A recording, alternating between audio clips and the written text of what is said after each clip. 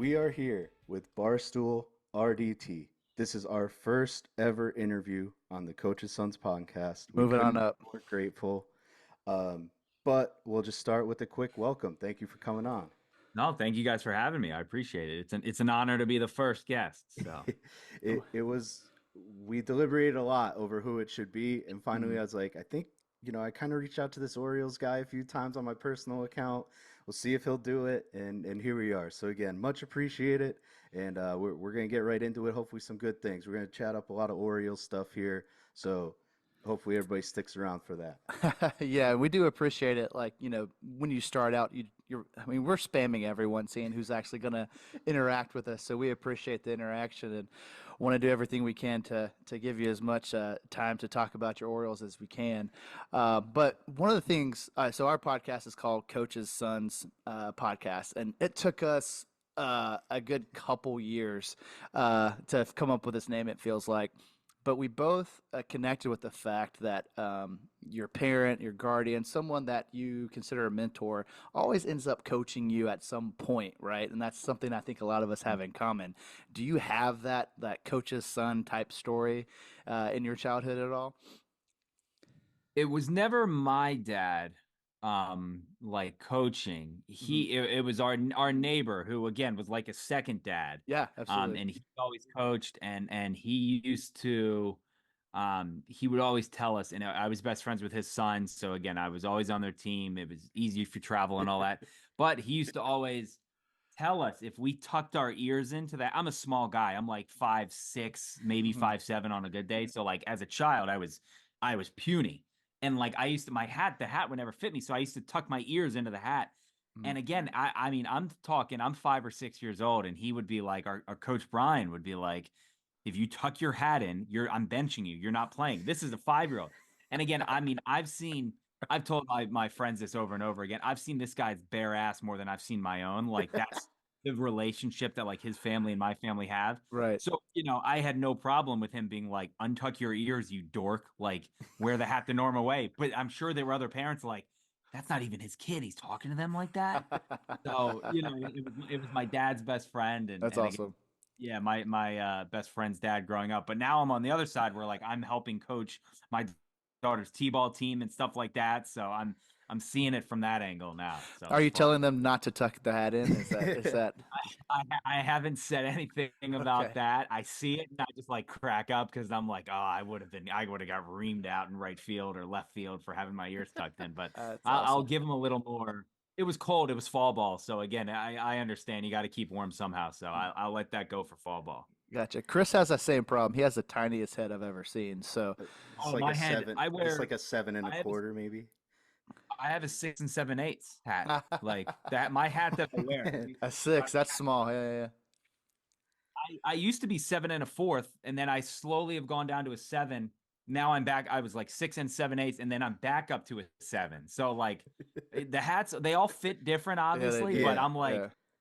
again, Hey, like I have friends who, yeah, like 7 and 3/8, and I'm just like six and yeah. seven eighths. Like I have a child's head. I have to go to like kids lids or kids Foot Locker in the mall to get a hat.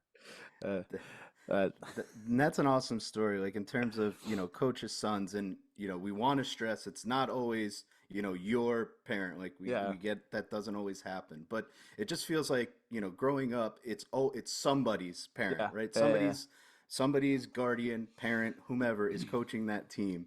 And it's just an overall unique experience. I mean, growing up, we had just maybe one guy who just didn't have a kid, and like now he does, but it was just like didn't have a kid. He coached every youth sport, and you're like, I, now saying that, you're like, that's a little weird. But like growing up, you're like, this guy just loves sports. Like he just wants to coach. Like now he coaches, high school basketball or something. But it's like he did the work, and like good for him. He always wanted to Put the time coach. in. I mean, time he was there my whole childhood. He put in That's way awesome. more time. The way it happened with me is my dad, I used to let my friends or his friends coach, and then he got tired of it, and then so he started coaching after Yeah, that. see? Yeah, you go through Yeah, the ringer for a couple years, and you're like, yeah. all right, I did it, I got it. I've eaten enough little mini bags of Cheetos and Capri Suns to like Love hold it. me over. All right. Anybody could coach a little league team to an extent. Well, maybe Ooh, farm league or whatever, that lower one. Maybe little not little league. That gets a little crazy. gets a Mhm. little competitive there for sure. All Yeah. right, well, RDT, thank you again. And one of the main reasons we have you here is to talk about the Orioles. Obviously, 100 wins last year. It's a big deal. And then you get a brand new owner, Mhm. and then he goes out and he gets one of the bigger names when it comes to pitching. So how fucking excited are you right now?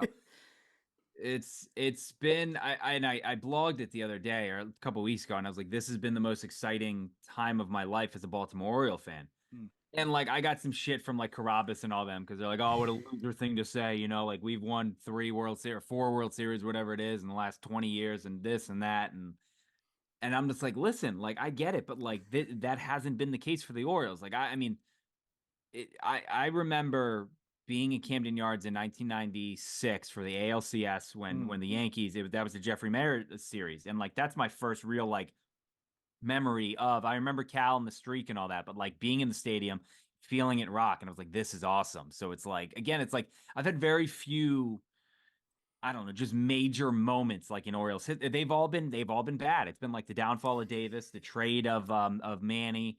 Like again, we had 2012 and 14 and 16 and all that, but again, like I mean, 18 through 21 were awful, just mm. god awful. So yeah, it's massive. Again, the Angelos is the black cloud that we never thought would get away from us. And I've compared it a couple times to like the scene in Forrest Gump when they're walking through Vietnam and it's just dumping rain, and then out of nowhere it just stops and it's sunny. Yeah. And it's like, yeah, that's what like that last 2 weeks ago or whatever. That's exactly what it was. Like we never thought that the rain would end, and then out of nowhere, just nowhere, like it just came. And then same thing 2 days later with the Burns deal. I mean, Yeah. It it's was quick.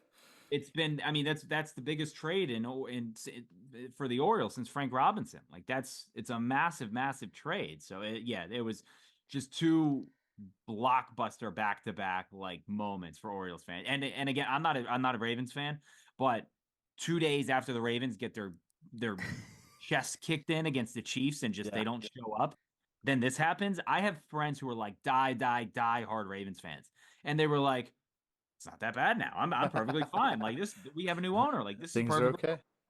So What yeah, was crazy. the owner thing? I mean, it was out of nowhere. Was there any rumblings at all that this was going to happen, could happen? Because as a non-Orioles fan, I saw the news, was like, I didn't know that was even a thing that was on anyone's radar. So, Yeah. So there was a note of we got the article came out in Bloomberg in maybe like mm, middle of December, maybe like closer towards Christmas, and it was like, oh, billionaire David Rubenstein is exploring the sale or buying the Orioles, and everyone's like, oh, this is fun, and we had fun with it, but it's also like, oh, it's just a rumor, and mm, right away John Angelos, because that's when they were in the middle of the lease thing with the state and the governor, and it was just so ugly, and right away the governor, like I think they said John Angelos called the governor Wes Moore and was like, "Hey, just to let you know, like we're not planning on selling. Like I'm going to be here. We're going to own it." And again, Angelos, I mean, he's just he's daddy's money boy. Like he yeah, is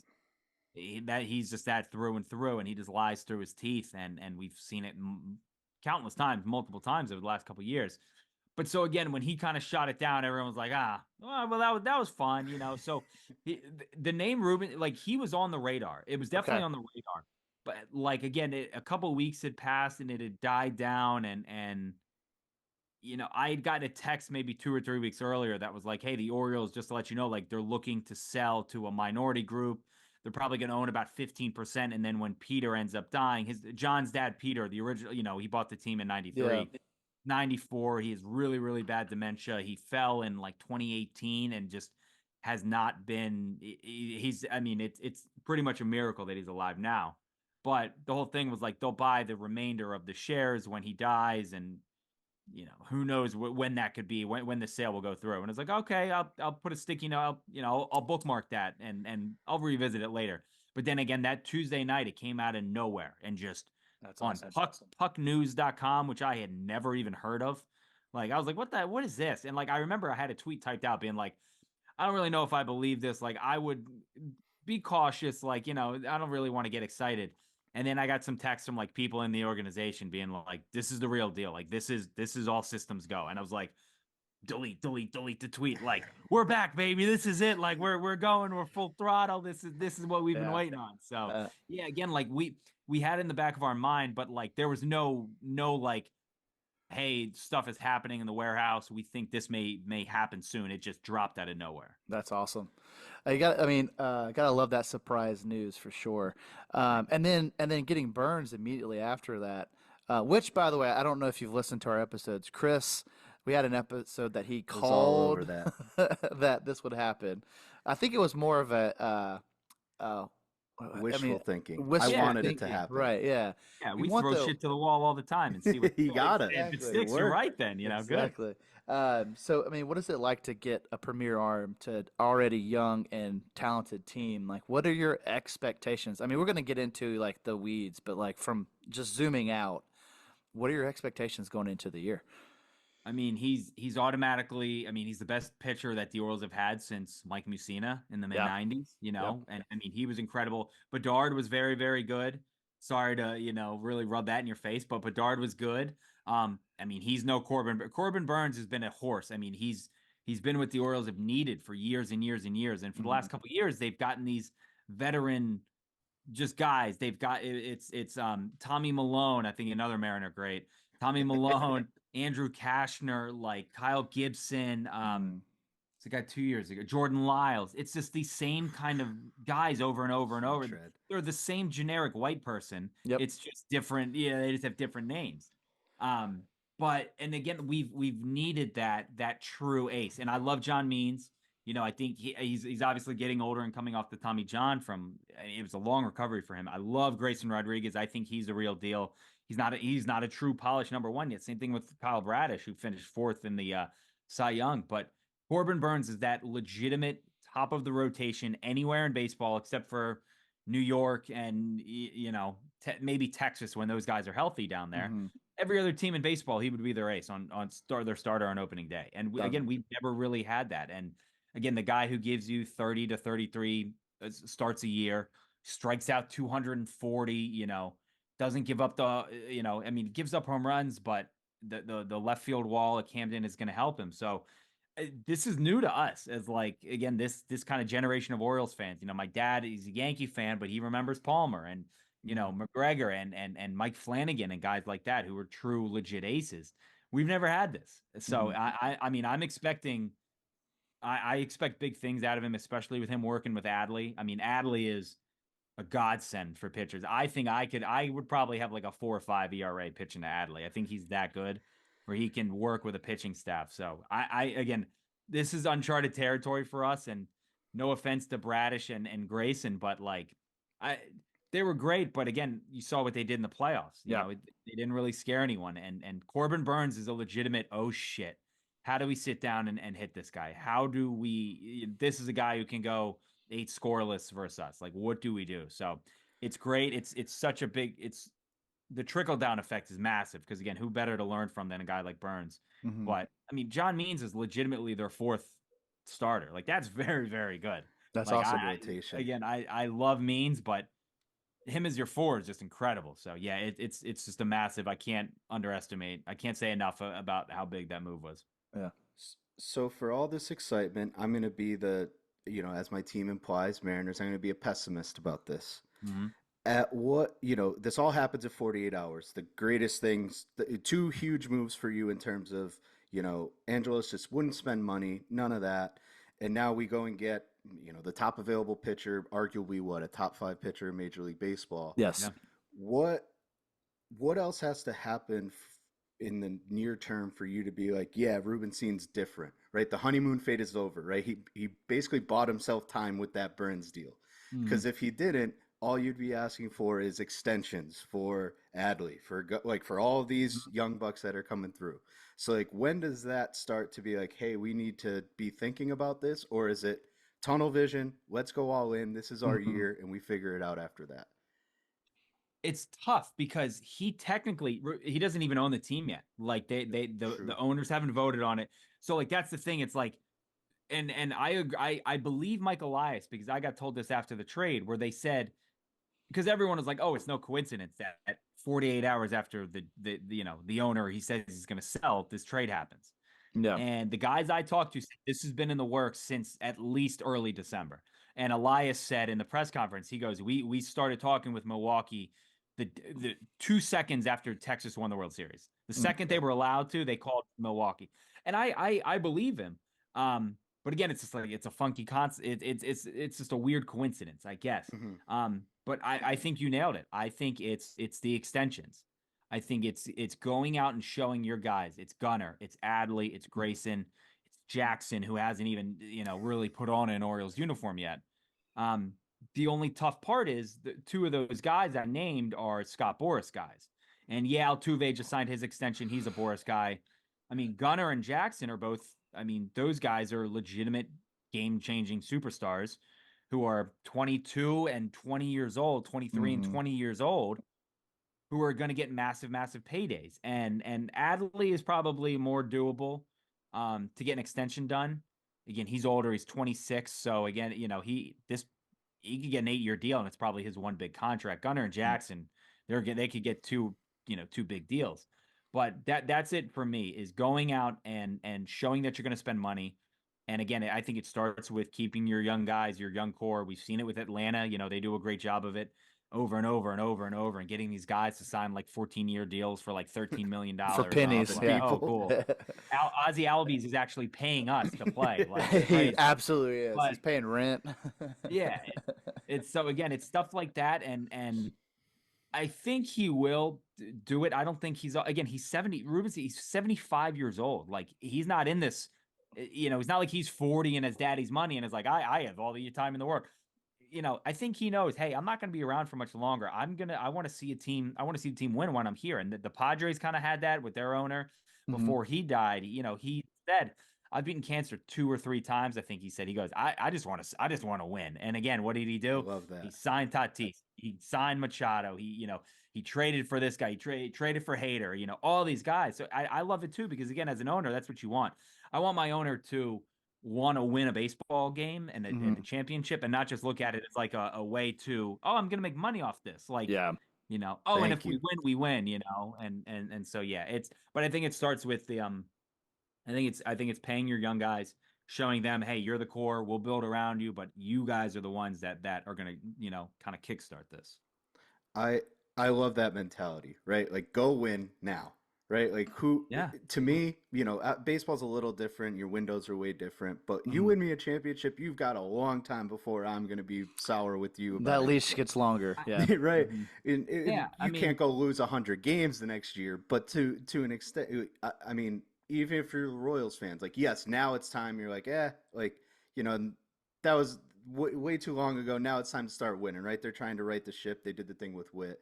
But I think you guys are in a unique spot where you're practically all of these young guys that come up are good. And that's a testament to your development teams and all of that. Like, I just don't comprehend how every single one of these guys is good, which is going to lead to my next question is, like, who of these top prospects do you find most dispensable to grow major league to make this a championship roster? Not to say that it isn't, but it's like you got 5 top 100s, and number one, obviously Jackson's not included, right? We're not touching him. He's untouchable. But from there, like, who's dispensable to be like, we need to go win? And then an add on to that, I know this is a long-winded question, is I was getting into it with somebody about Santander. MLB Network posted, like, oh, he's, included in trade rooms. Like, why would we ever trade this guy? Like, I get he's on his last year of the deal, but it just doesn't add up to me in terms of what he's going to bring to you guys. Yeah, I'm with. I love Santander. Again, he's older. I mean, he's been around, but all he does is hit like mid-30s home runs. He actually plays like sneaky good defense. He was a Gold Glove candidate in 2020, which doesn't really mean anything, but like he has like a sneaky good like arm in right field, and he plays okay. He's not going to win. He's nothing special, but he's good. But he's definitely expendable. Austin Hayes, again, he started the All-Star game last year, and he's not a prospect, but they could easily trade him and go younger, because they have Colton Cowser, again, another young expendable guy who he came up. I love Colton too. I think he's a great kid. I think he's going to be a really good player, but he did not play well last year when he came up. He struggled. Sent him down to AAA. He ends up, what does he do? He hits a 455-foot home run, dead center, left on left, the AAA championship game to put the Tide up and win that game. He's expendable. They got a guy, Heston Kjerstad, who was taken number 2 overall in the 2020 draft, who I famously had tweeted, if the Orioles don't draft Austin Martin, I'll eat this tweet. They didn't draft him, obviously. I had to eat my tweet. I put it on a cake, and I went on when it was starting 9 with Dallas and Jared, and they had no idea what I was doing, and I just had the tweet printed on a cake. And Dallas was like, "All right, let's see you eat this piece of paper." And I just turned the camera around. I had a fork and a knife, and I just went to town. And Dallas was like, "You motherfucker! I can't believe you did this to me." Blah blah blah. But they drafted, again, they drafted him. He had COVID. He had the myocarditis, so he was. I mean, he sped. He missed a full year and a half of baseball. But now he's up, and he played well to be at the end of last year. Had a big home run. He had a big game in their clincher. He's another guy who's expendable, a lefty hitter who can play the outfield. But he has legit 40 home run power. They have a guy, Kobe Mayo, who's a monster at third base. I met him a couple of weeks ago for the first time. He's like 6'5", 230 So he's a big pounds, kid, right? Yeah. Massive. Yeah. And I mean, he went to the same high school as Anthony Rizzo, so we post pictures of them working out all the time. He has like 2 or 3 inches on Rizzo. I mean, and again, this is a kid who's 22. It's crazy. So really, any of those guys, I mean, they could trade any of them and put together a package just like they did with DL and Joey Ortiz. They also have Ramon, Urias, who won a Gold Glove 2 years ago at third base. You could trade him. He won a Gold Glove 2 years ago, and he's not going to play. Like, they just don't have room for him now with Gunnar and Jackson and Westberg. So to answer your question, again, it's a long-winded question with a long-winded answer. It's like 8 different guys they could trade. Again, they just traded 2 of their top 10 guys, and they're still the number 1 farm system in baseball. It's still crazy. The top. Yeah. You don't see depth like this. And again, like you said, everyone works out. We're not used to this. We're used to a Dylan Bundy. Oh, okay, Dylan Bundy. Sure, great. Go back to Brad Bergeson and all these, Matt Hobgood, who was taken ahead of Trout. I don't even know who that Matt is. Wieters. Again, I love Wieters, but even he was, he made 4 All-Star teams, won 2 Gold Gloves, and people think he's a bust. Didn't you get Bradish back for Bundy? They got Bradish and 3 other guys. So and that's the thing. The other 3, it was a 4-for-1 deal. None of the other 3 guys I think are in baseball. I think they were all terrible. But yeah, they got Kyle Bradish for Dylan Bundy pretty much straight up, which is incredible. And I think that was the first trade Mike Elias made, which is again, if I don't know what else you can say about him. That right there proves his point. But yeah, again, long-winded answer. There's 8 or 9 guys they could trade, and the team would somehow get better. And it's just crazy how that happens. Yeah, that's definitely got to be. You're probably vibrating with the excitement coming off of the year you had. So, but we saw other teams in your division make pretty massive moves, right? Obviously, the Evil Empire went out and did a ton, right? So, I think it's easy to say they're your top competitor. I mean, and they're in your division, right? So, is there fear of the Evil Empire? Are there other teams in the AL that you're that we're gonna have a hard time getting past those guys? What's your kind of overall feeling towards where are we going to end up this year, in the AL? So, I mean, you can never count out the Rays. I don't care. That's fair. Who they have, what their payroll is. They figure it out. They're going to win 93 games, and they're going to be hanging around, and it just doesn't matter. It literally does not matter who they put out there. They're going to win 93 games and be there in October. I think besides for the Yankees, I think it's the Rangers too. Obviously, I mean, that lineup just hits. That's all they do is hit. And Seager's incredible. Dolis Garcia is incredible. Again, I mean, their big question mark is their pitching staff, because Jordan Montgomery could sign there. I still think he's going to re-sign there. But again, DeGrom, who knows what he's going to be. Scherzer, he's coming back midway through the year.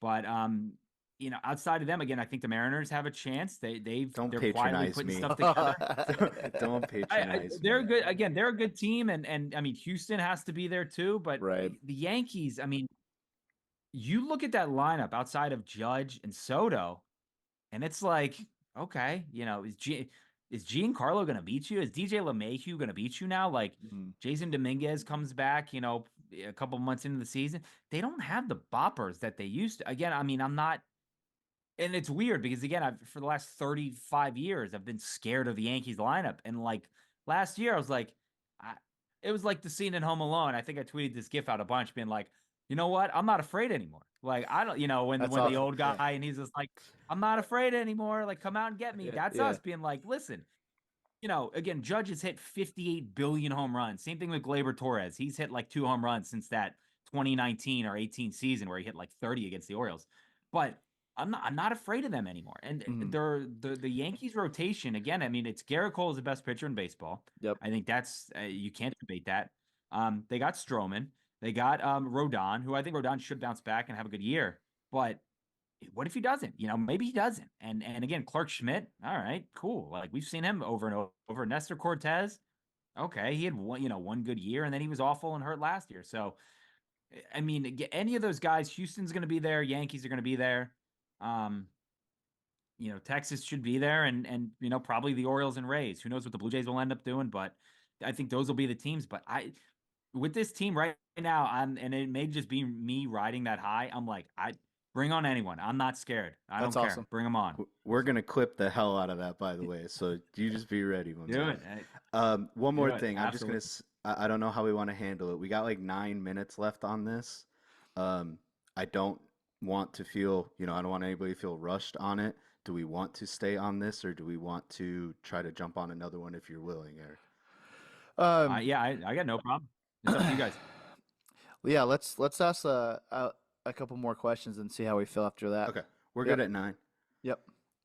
All right. Uh, So go ahead. Go ahead. Go ahead. yeah, I was just gonna ask. Okay, so obviously feeling very confident. So who are the key players on your team that have to be consistent and perform well for you to keep that confidence? I think it starts with Adley. Okay. I mean that's kind of a chalk answer. Right. The team went as he went last year, and again they didn't. The only time they got swept all last year. I mean the playoffs were the first time that Adley's been swept as an Oriole. They Hmm. they had not got swept all last year. They didn't get swept going back to the May before when he got called up.